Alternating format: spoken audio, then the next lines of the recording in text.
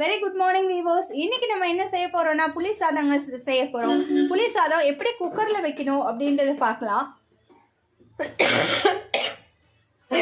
அதே ப்ராசஸ் தாங்க. நான் என்ன பண்ண போறேன்னா வெந்தயம் கடுகு ரெண்டையும் வந்து நல்லா வறுத்து வெறும் சட்டியில வந்து நல்லா வறுத்து அதை வந்து நான் வந்து மிக்சியில் போட்டு நல்லா இது மாதிரி நைஸாக பொடி பண்ணி எடுத்துக்கிட்டேங்க.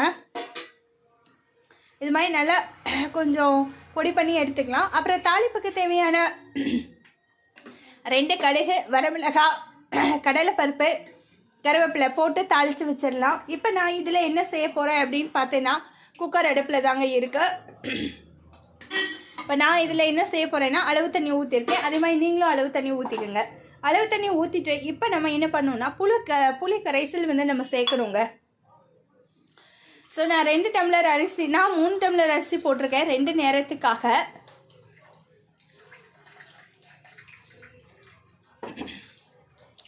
அதுக்கு தேவையான அளவு தண்ணி வந்து நம்ம எடுத்துக்கலாம்.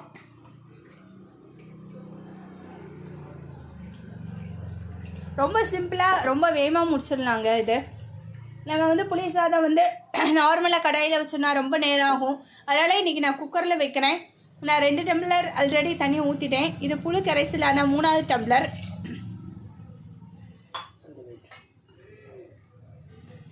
தண்ணி ஊற்றிக்கங்க.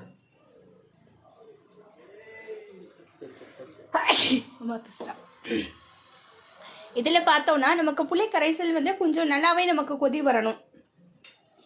மஞ்சத்தூள் ஆட் பண்ணல, இந்த ஆட் பண்ணணும்.